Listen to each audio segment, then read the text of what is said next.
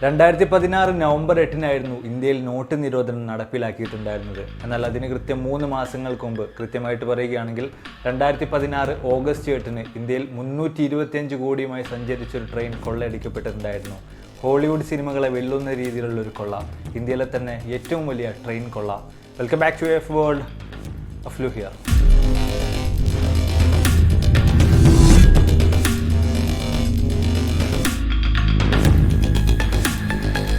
സംഭവം നടക്കുന്നത് 2016 ഓഗസ്റ്റ് 8. മുഷിഞ്ഞതാണെങ്കിലും ഉപയോഗിക്കാൻ പറ്റുന്ന രീതിയിലുള്ള 325 കോടി രൂപ മൂല്യം വരുന്ന നോട്ടുകൾ ചെറിയ ചെറിയ പെട്ടികളിലാക്കിയിട്ട് സേലം ചെന്നൈ എക്സ്പ്രസ്സിലേക്ക്, അതിൽ പ്രത്യേകം തയ്യാറാക്കിയിട്ടുള്ള ബോഗിയിലേക്ക് സേലം റെയിൽവേ സ്റ്റേഷനിൽ വെച്ചുകൊണ്ട് തന്നെ ലോഡ് ചെയ്യുകയാണ്.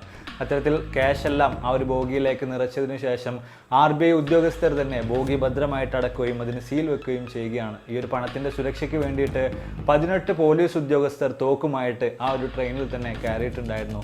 സമയം കൃത്യം 9 മണിയാകുമ്പോൾ ട്രെയിൻ പതിയെ സേലത്ത് നിന്നും ചെന്നൈയെ ലക്ഷ്യമാക്കിക്കൊണ്ട് യാത്ര ആരംഭിക്കുകയാണ്. അത്തരത്തിൽ വെളുപ്പിന് 3:57 ആകുമ്പോൾ ചെന്നൈ റെയിൽവേ സ്റ്റേഷനിൽ സേലം ചെന്നൈ എക്സ്പ്രസ് എത്തിച്ചേരുകയാണ്. വളരെയധികം ശാന്തമായിട്ടുള്ള അന്തരീക്ഷം. അതിനുശേഷം ക്യാഷ് അടങ്ങുന്ന പ്രത്യേകം തയ്യാറാക്കിയിട്ടുള്ള ആ ബോഗി ട്രെയിനിൽ നിന്നും വേർപെടുത്തുകയും യാർഡിലേക്ക് കൊണ്ടുപോവുകയും ചെയ്തു. പിറ്റേ ദിവസം, അതായത് ഓഗസ്റ്റ് 9-ന് RBI ഉദ്യോഗസ്ഥരെത്തിയതിനു ശേഷം റെയിൽവേ പോലീസിൻ്റെ സാന്നിധ്യത്തിലായിരുന്നു ആ ഒരു ബോഗി അവർ ഓപ്പൺ ചെയ്തിട്ടുണ്ടായിരുന്നത്. പതിയെ സീലെല്ലാം നീക്കം ചെയ്ത് ലോക്ക് തുറന്ന് അകത്ത് കയറി നോക്കിയപ്പോൾ RBI ഉദ്യോഗസ്ഥർക്ക് കാണാൻ കഴിഞ്ഞത് 5 പെട്ടികൾ പൂർണ്ണമായിട്ടും ഒഴിഞ്ഞു കിടക്കുന്നതായിരുന്നു. ക്യാഷ് മോഷണം പോയിരിക്കുന്നു. എങ്ങനെയാണ് അടച്ചുപൂട്ടി സീൽ വെച്ചൊരു ട്രെയിനിൻ്റെ ബോഗിയിൽ നിന്നും ഇത്തരത്തിൽ ക്യാഷ് മോഷണം പോയത്? വലിയ രീതിയിലുള്ളൊരു ചിന്താക്കുഴപ്പം തന്നെ ആ ഒരു അവസരത്തിൽ ഉയർന്നു വരികയാണ്. അപ്പോഴായിരുന്നു ഉദ്യോഗസ്ഥർ ബോഗിയുടെ മുകൾ ഭാഗത്തേക്ക് നോക്കുന്നത്. അവർക്കവിടെ ഒരാൾക്കിറങ്ങാൻ ഭാഗത്തിനുള്ള വലിയൊരു ദ്വാരം ഉണ്ടാക്കി വെച്ചിരിക്കുന്നത് കാണാൻ കഴിഞ്ഞു. എന്താണ് സംഭവിക്കുന്നതെന്ന് ഉദ്യോഗസ്ഥർക്ക് യാതൊരു പിടിയുമില്ലായിരുന്നു. പക്ഷേ ഒന്നുറപ്പാണ്, ഹോളിവുഡ് സിനിമകളെ വെല്ലുന്ന രീതിയിലുള്ളൊരു മോഷണം നടന്നു കഴിഞ്ഞു. ഇന്ത്യ കണ്ടിട്ടുള്ളതിൽ വെച്ച് ഏറ്റവും വലിയ ട്രെയിൻ കൊള്ള. 5.78 കോടി വിലമതിക്കുന്ന രൂപയുമായിട്ട് ഓടിക്കൊണ്ടിരിക്കുന്ന ട്രെയിനിൽ മോഷണം നടത്തിയിട്ട് മോഷ്ടാക്കൾ രക്ഷപ്പെട്ടിരിക്കുന്നു. ഉടനെ തന്നെ വാർത്ത കാട്ടുതീ പോലെ പടരുകയാണ്. പോലീസ് ഉദ്യോഗസ്ഥരെത്തി പ്രാഥമിക അന്വേഷണങ്ങൾ ആരംഭിക്കുകയാണ്. ആദ്യമൊന്നും അവർക്ക് ഒരിക്കലും വിശ്വസിക്കാനായില്ല, ഓടിക്കൊണ്ടിരിക്കുന്ന ഒരു ട്രെയിനിൽ ദ്വാരമുണ്ടാക്കിയിട്ടാണ് ഇത്തരത്തിലുള്ള ഒരു മോഷണം നടത്തിയിട്ടുള്ളതെന്ന്. ആദ്യം അവർ അന്വേഷണം നടത്തിയപ്പോൾ അതിനെ തെളിയിക്കുന്ന, അതിനുള്ള വ്യക്തമായിട്ടുള്ള സൂചനകൾ നൽകുന്ന യാതൊരു വിധത്തിലുള്ള ഫുട് പ്രിന്റുകളോ ഫിംഗർ പ്രിന്റുകളോ ഒന്നും തന്നെ അവർക്ക് ബോഗിയുടെ മുകളിൽ നിന്നും കണ്ടെത്താനായില്ല. പോലീസുകാർ കൂടുതൽ അന്വേഷണങ്ങൾ ഊർജിതമാക്കാൻ ആരംഭിക്കുകയാണ്. അവരാദ്യം സംശയിച്ചിട്ടുണ്ടായിരുന്നത് ട്രെയിനിൽ യാത്ര ചെയ്തിട്ടുള്ള ആളുകൾ തന്നെയായിരിക്കും ഇത്തരത്തിലൊരു മോഷണം നടത്തിയത് എന്ന രീതിയിലായിരുന്നു. അതിനടിസ്ഥാനത്തിൽ അവർ ട്രെയിനിൽ യാത്ര ചെയ്തിരുന്ന ആളുകളെയും അതുപോലെ തന്നെ റെയിൽവേ ഉദ്യോഗസ്ഥരെയും പോലീസുകാരെയും കാറ്ററിംഗ് ജോലി ചെയ്തിരുന്ന ആളുകളെയും എല്ലാവരെയും വിളിച്ച് അന്വേഷണം ആരംഭിക്കുകയാണ്, ചോദ്യം ചെയ്യാൻ ആരംഭിക്കുകയാണ്. അത്തരത്തിൽ 2000-ലധികം ആളുകളെ പോലീസുകാർ ചോദ്യം ചെയ്തുവെങ്കിലും യാതൊരു വിധത്തിലുള്ള തുമ്പുകളും ഈ ഒരു കേസുമായി ബന്ധപ്പെട്ട് പോലീസുകാർക്ക് കണ്ടെത്താൻ കഴിഞ്ഞില്ല. അതിനുശേഷം അവർ ചെയ്തത് ട്രെയിൻ സഞ്ചരിച്ച സ്ഥലങ്ങളിലുള്ള 12 റെയിൽവേ സ്റ്റേഷനിലെയും CCTV ഫൂട്ടേജുകൾ മുഴുവനായിട്ടും ഇരുന്ന് പരിശോധിക്കുക എന്നതായിരുന്നു. ആ ഒരു ഫൂട്ടേജുകൾ, ആ ഒരു ദൃശ്യങ്ങൾ മുഴുവനായിട്ടും നോക്കിയെങ്കിൽ പോലും അതിൽ നിന്നും സംശയാസ്പദമായിട്ടുള്ള ഒന്നും പോലീസുകാർക്ക് കണ്ടെത്താനായില്ല. വീണ്ടും അവർ അന്വേഷണം ഊർജിതമാക്കുകയാണ്. ഇപ്രാവശ്യം അവർ തെരഞ്ഞിട്ടുണ്ടായിരുന്നത് ട്രെയിൻ സഞ്ചരിച്ച സ്ഥലങ്ങൾക്ക് ചുറ്റുമുള്ള ടവർ കേന്ദ്രീകരിച്ച് ആ ഒരു സമയങ്ങളിൽ ആക്റ്റീവായിട്ടുണ്ടായിരുന്ന ഫോൺ കോളുകളുടെ ലിസ്റ്റ് എടുത്തുകൊണ്ടായിരുന്നു. അത്തരത്തിൽ തന്നെ 1,00,000 ഫോൺ കോളുകളുടെ ലിസ്റ്റ് പോലീസുകാർ തയ്യാറാക്കുകയാണ്. അതിൽ നിന്നും സോർട്ട് ചെയ്തുകൊണ്ട് 100 കോളുകൾ പ്രത്യേകമായിട്ട് എടുക്കുകയും അതിൽ തന്നെ സംശയാസ്പദമായിട്ടുള്ള 11 കോളുകളുടെ ലിസ്റ്റുകൾ പോലീസുകാർ വീണ്ടും തയ്യാറാക്കി എടുക്കുകയാണ്. ഈ 11 ആളുകളും സഞ്ചരിച്ചിട്ടുള്ള സ്ഥലങ്ങളിലുള്ള ടോൾ പ്ലാസകളും മറ്റും കേന്ദ്രീകരിച്ചുകൊണ്ട്, അവിടെയുള്ള CCTV ഫൂട്ടേജുകൾ കേന്ദ്രീകരിച്ചുകൊണ്ട് ഈ ആളുകൾ സഞ്ചരിച്ച വാഹനത്തിന്റെ നമ്പർ പ്ലേറ്റും മറ്റുമൊക്കെ തെരഞ്ഞു പിടിച്ച് കണ്ടുപിടിച്ചുകൊണ്ട് പോലീസുകാർ വീണ്ടും അന്വേഷണം ഊർജിതമാക്കി മുമ്പോട്ട് പോവുകയാണ്. എന്നാൽ പോലും ഇത്രയൊക്കെ ചെയ്തിട്ട് പോലും പോലീസുകാർക്ക് വീണ്ടും യാതൊരു വിധത്തിലുള്ള തുമ്പുകളും ഈ ഒരു കേസുമായി ബന്ധപ്പെട്ട് ഉണ്ടാക്കിയെടുക്കാൻ കഴിഞ്ഞില്ല. പോലീസുകാർ പിന്നീട് ചിന്തിച്ചത് എന്തുകൊണ്ട് സാറ്റലൈറ്റ് ഇമേജുകൾ വെച്ച് നോക്കിക്കൂടാ എന്നതായിരുന്നു. അതിനടിസ്ഥാനത്തിൽ തന്നെ പോലീസുകാർ നാസയുമായിട്ട് കോണ്ടാക്ട് ചെയ്യുകയും ട്രെയിൻ സഞ്ചരിച്ച 5 മണിക്കൂർ സമയത്തെ സാറ്റലൈറ്റ് ദൃശ്യങ്ങൾ നാസയിൽ നിന്നും നേരിട്ട് മേടിക്കുകയും ചെയ്യുകയാണ്. അതിനടിസ്ഥാനത്തിൽ പോലീസുകാർക്ക് മനസ്സിലായി, ഓടിക്കൊണ്ടിരിക്കുന്ന ട്രെയിനിൽ നിന്ന് തന്നെയാണ് മോഷണം നടത്തിയിട്ടുള്ളത്. ഓടിക്കൊണ്ടിരിക്കുന്ന ട്രെയിനിൽ ദ്വാരമുണ്ടാക്കിയിട്ട് തന്നെയാണ് ഇത്തരത്തിൽ മോഷണം നടന്നിട്ടുള്ളത് എന്ന്. എന്നാൽ പോലും ഈ ഒരു കേസുമായി ബന്ധപ്പെട്ട കൃത്യമായിട്ടുള്ളൊരു അനുമാനത്തിലെത്താൻ പോലീസുകാർക്ക് 2 വർഷം സമയം എടുക്കേണ്ടി വന്നു. പോലീസുകാരുടെ നിഗമനം ഇപ്രകാരമാണ്. മോഷണം നടന്നിട്ടുള്ളത് സേലത്തിനും വൃദ്ധാചലം എന്ന് പറയുന്ന സ്ഥലത്തിനും ഇടയ്ക്കുള്ള 138 കിലോമീറ്റർ വരുന്ന സ്ഥലത്ത് വെച്ചുകൊണ്ടാണ്. ഈ സ്ഥലം വൈദ്യുതീകരിക്കാത്തത് കൊണ്ട് തന്നെ ഡീസൽ എഞ്ചിനാണ് ട്രെയിനിനെ വലിച്ചു കൊണ്ടുപോകാൻ വേണ്ടിയിട്ട് ഈ ഒരു സ്ഥലങ്ങളിൽ ഉപയോഗിക്കുന്നത്.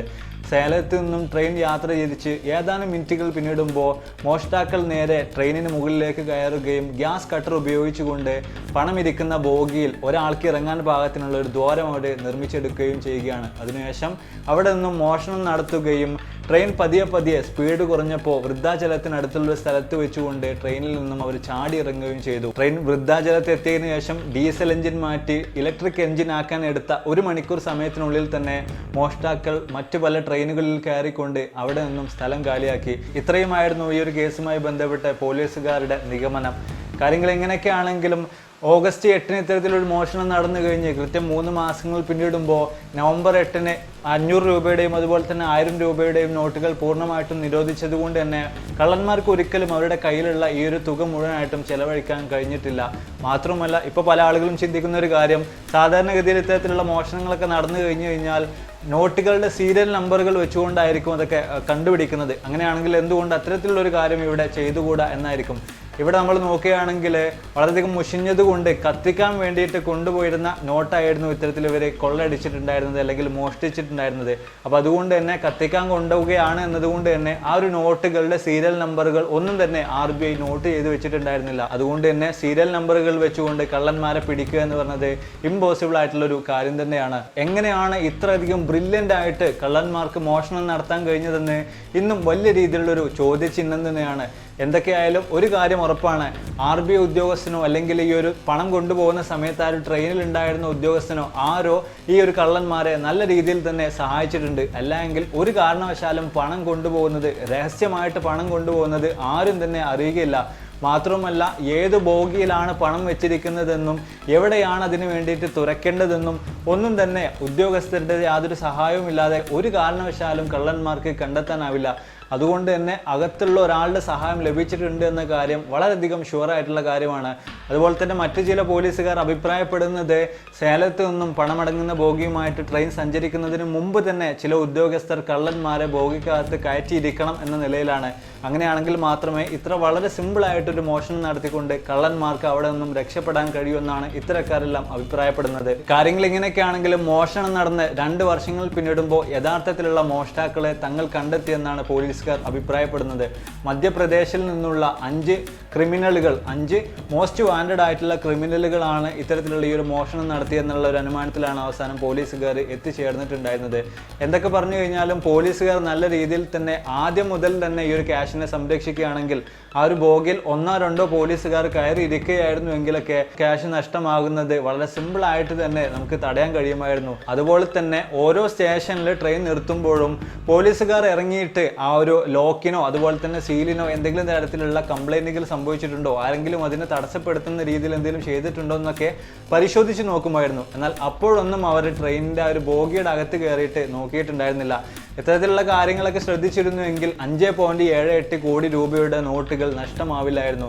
എന്തൊക്കെ പറഞ്ഞു കഴിഞ്ഞാലും പോലീസുകാർ ഈ ഒരു കേസുമായി ബന്ധപ്പെട്ട് നടത്തിയിട്ടുള്ള അന്വേഷണങ്ങളൊക്കെ വളരെയധികം പ്രശംസനീയമായിട്ടുള്ള കാര്യം തന്നെയാണ്.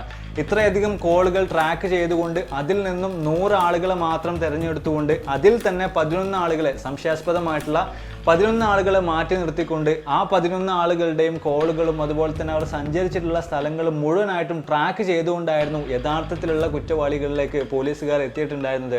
അതുപോലെ തന്നെ നാസയിൽ നിന്ന് മേടിച്ചിട്ടുള്ള സാറ്റലൈറ്റ് ഇമേജുകൾ കൂടെ പോലീസുകാരെ ഈ ഒരു കേസിന് വളരെയധികം സഹായിച്ചിട്ടുണ്ട് എന്ന കാര്യം എടുത്തു പറയേണ്ട ഒന്ന് തന്നെയാണ്. ഇന്ത്യ കണ്ടതിൽ വെച്ച് ഏറ്റവും വലിയ ട്രെയിൻ കൊള്ളയുടെ കഥ ഇവിടെ അവസാനിക്കുകയാണ്.